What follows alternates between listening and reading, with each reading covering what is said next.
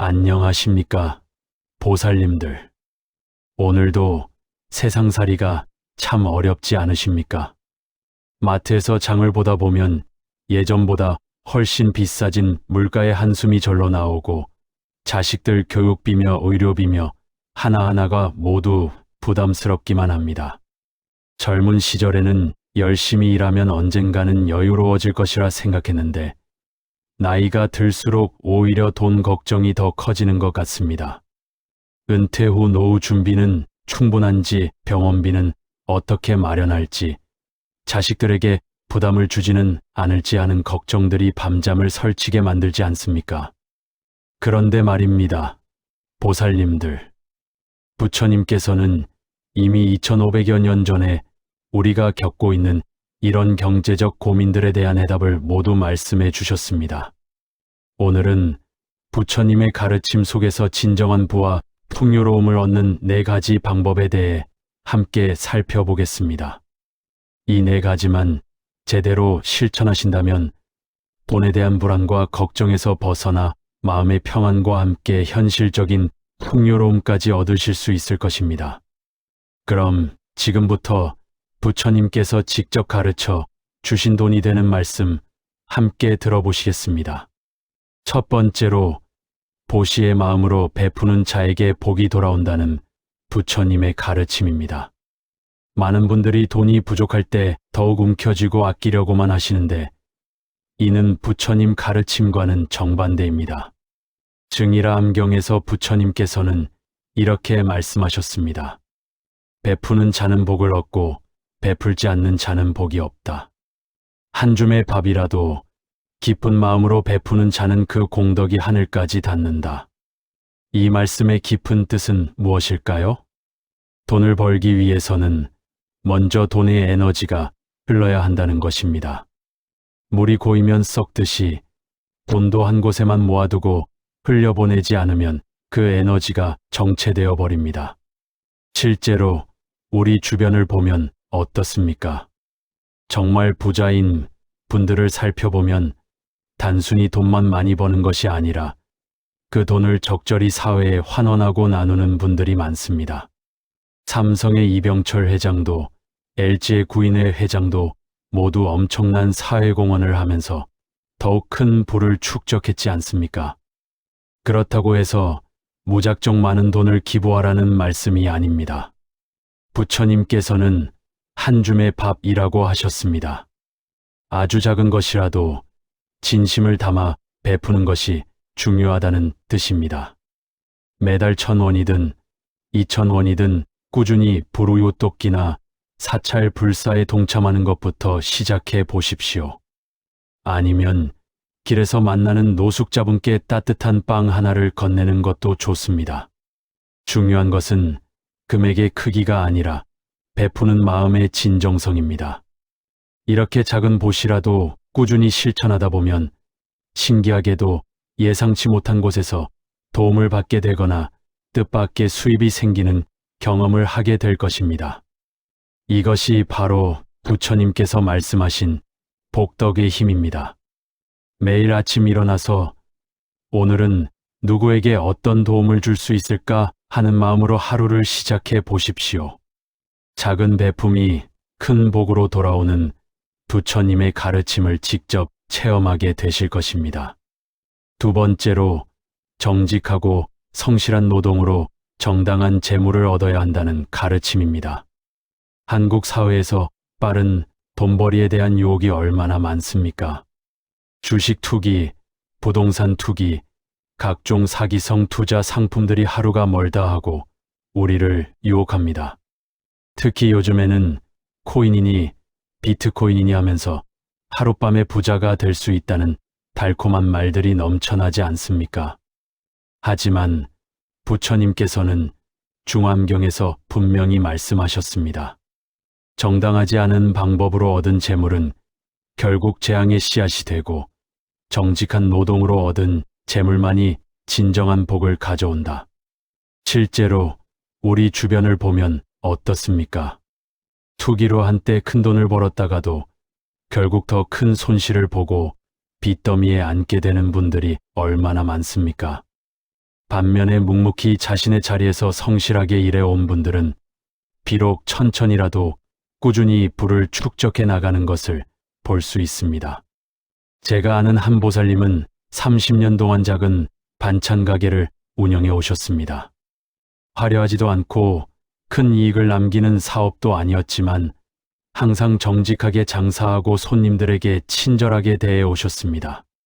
상한 재료는 절대 쓰지 않고 가격도 양심적으로 받고 어려운 이웃들에게는 가끔 공짜로 반찬을 나누어 주기도 하셨습니다. 그렇게 30년을 보내니 어떻게 되었을까요?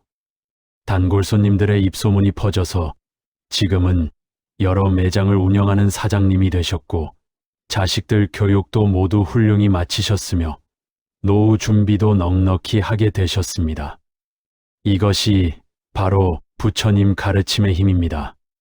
여러분도 지금 하고 계신 일이 무엇이든 그 일에 최선을 다하고 정직하게 임해 보십시오. 청소를 하시는 분이라면 구석구석 깨끗이 청소하는 것이 수행입니다. 식당을 하시는 분이라면 정성껏 음식을 만들어 내놓는 것이 수행입니다. 사업을 하시는 분이라면 고객에게 진심으로 도움이 되는 상품과 서비스를 제공하는 것이 수행입니다. 이렇게 정직하고 성실한 마음으로 일하다 보면 사람들이 여러분을 신뢰하게 되고 그 신뢰가 결국 더 큰 기회와 수입으로 연결되게 될 것입니다. 부처님께서 말씀하신 정당한 재물은 이렇게 얻어지는 것입니다. 세 번째로 욕심을 줄이고 만족할 줄 아는 마음이 진정한 부를 가져다 준다는 가르침입니다. 현대 사회는 끝없는 소비를 부추기지 않습니까? 텔레비전을 켜면 이것도 사야 하고 저것도 사야 한다는 광고들이 쏟아져 나오고 인터넷을 보면 남들이 가진 것들이 부러워 보이기만 합니다. 이런 환경에서 욕심이 생기지 않는 것이 오히려 이상할 정도입니다. 그런데 부처님께서는 법구경에서 이렇게 말씀하셨습니다. 만족할 줄 아는 자는 비록 가진 것이 적어도 부자여 만족할 줄 모르는 자는 비록 많이 가져도 가난한 자다. 이 말씀이 단순히 정신적 위안을 주려는 것일까요? 아닙니다. 실제로 경제적인 면에서도 매우 중요한 진리를 담고 있습니다. 여러분 중에도 이런 경험이 있으실 것입니다. 수입이 늘어나면 저절로 지출도 함께 늘어나는 경험 말입니다. 월급이 200만 원일 때는 200만 원에 맞춰 살았는데 300만 원이 되면 어느새 300만 원에 맞춰 사는 자신을 발견하게 됩니다. 이런 식으로는 아무리 돈을 많이 벌어도 항상 부족함을 느끼게 되고 결국 진정한 부자가 될 수 없습니다. 반면에 만족할 줄 아는 분들은 어떨까요? 같은 수입이라도 훨씬 여유롭게 살아갑니다. 필요한 것과 갖고 싶은 것을 구분할 줄 알고 정말 중요한 것에만 돈을 사용하기 때문에 자연스럽게 저축도 늘어나고 투자할 여유도 생기게 됩니다. 제가 알고 있는 한 법우님은 회사에서 높은 직책에 계시면서도 항상 검소하게 생활하십니다. 명품 옷이나 비싼 차에는 전혀 관심이 없고 집도 적당한 크기의 아파트에서 만족하며 사십니다. 대신 매달 일정 금액을 꾸준히 저축하고 투자하셨는데 20년이 지난 지금은 경제적으로 완전히 자유로운 상태가 되셨습니다. 더 놀라운 것은 그분이 늘 행복해 보인다는 것입니다. 남들과 비교하지 않고 자신이 가진 것에 만족하며 사시니 스트레스도 적고 마음도 평안해 보입니다. 이것이 바로 부처님께서 말씀하신 만족의 힘입니다. 오늘부터라도 우리 생활을 한번 점검해 보십시오. 정말 필요한 것과 단순히 갖고 싶은 것을 구분해 보십시오. 충동 구매를 하기 전에 이것이 정말 내 삶에 필요한 것인가? 아니면 그냥 욕심인가? 하고 자문해 보십시오. 또한 남들이 가진 것을 부러워하기보다는 내가 이미 가지고 있는 것들에 감사하는 마음을 기르십시오. 건강한 몸, 따뜻한 가족, 잠잘 곳이 있다는 것만으로도 이미 충분히 복받은 삶이 아니겠습니까? 이런 마음으로 살다 보면 자연스럽게 불필요한 지출이 줄어들고 그만큼 경제적 여유가 생기게 될 것입니다. 네 번째로, 지혜롭게 저축하고 투자하되 집착하지 않는 중도의 마음가짐입니다. 앞서 욕심을 줄이라고 말씀드렸다고 해서 아예 돈에 무관심하게 살라는 뜻은 아닙니다. 부처님께서는 중도의 가르침을 통해 극단적인 금욕주의도 극단적인 탐욕도 모두 경계하셨습니다. 장하암경에서 부처님께서는 이렇게 말씀하셨습니다. 재물은 네 부분으로 나누어 쓰라. 하나는 현재 생활에 쓰고, 하나는 저축하고, 하나는 사업에 투자하고, 하나는 어려운 이들을 위해 보시하라. 이 말씀을 보면 부처님께서도 경제적 계획의 중요성을 강조하셨음을 알 수 있습니다. 현대적으로 해석해 보면 이렇습니다.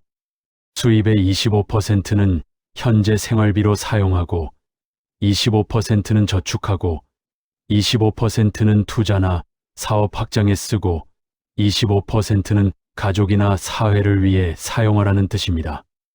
물론 각자의 상황에 따라 비율은 조정할 수 있겠지만 중요한 것은 이런 계획적인 마음가짐입니다.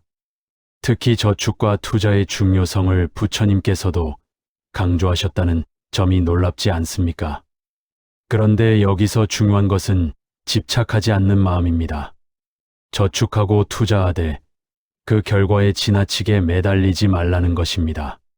주식에 투자했다가 손해를 보면 밤잠을 못 이룰 정도로 스트레스를 받거나 저축 통장 잔고만 확인하면서 하루 종일 그것만 생각하고 산다면 이미 집착에 빠진 것입니다. 진정한 지혜는 미래를 위해 준비하되 그 결과에 마음을 흔들리지 않는 것입니다. 제가 알고 있는 한 보살님은 20년 전부터 꾸준히 적금을 넣고 주식 투자도 조금씩 하셨습니다. 하지만 주식이 오르내리는 것에 일희일비하지 않으시고 장기적 관점에서 꾸준히 투자를 이어가셨습니다. 가끔 손해를 볼 때도 있었지만 이것도 부처님께서 주신 공부라고 생각하시며 마음의 평정을 잃지 않으셨습니다.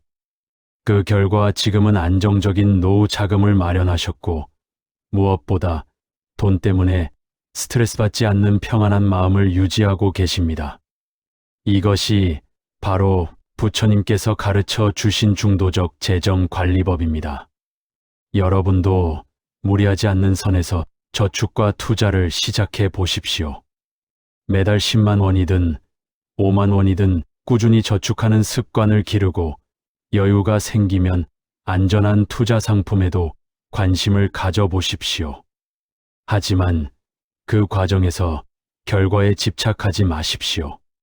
심었으니 언젠가는 거둘 것이다 하는 마음으로 꾸준히 실천하되 그 결과는 부처님께 맡기는 마음으로 살아가십시오. 그러면 마음의 평안과 함께 경제적 안정도 자연스럽게 따라올 것입니다. 보살님들, 지금까지 부처님께서 가르쳐 주신 4가지 경제적 지혜에 대해 말씀드렸습니다. 첫 번째, 보시의 마음으로 베푸는 자에게 복이 돌아온다는 가르침. 두 번째, 정직하고 성실한 노동으로 정당한 재물을 얻어야 한다는 가르침. 세 번째, 욕심을 줄이고 만족할 줄 아는 마음이 진정한 부를 가져다 준다는 가르침. 네 번째, 지혜롭게 저축하고 투자하되 집착하지 않는 중도의 마음가짐. 이 4가지만 제대로 실천하신다면 돈에 대한 불안과 걱정에서 벗어나 진정한 풍요로운 삶을 살아가실 수 있을 것입니다. 오늘 말씀이 도움이 되셨다면 좋아요 버튼을 눌러주시고 댓글로 여러분의 소원을 나누어 주십시오. 부처님께 간절히 기도하면 소원이 이루어집니다. 구독과 알림 설정도 꼭 해주시기 바랍니다. 부처님의 자비가 여러분의 삶의 풍요로움과 평안을 가져다 주시길 간절히 기원합니다. 모든 중생이 물질적 부족함 없이 평안하게 살아가시길 발언하며 오늘 법문을 마치겠습니다. 나무아미타불, 나무아미타불. 감사합니다. 보살님들.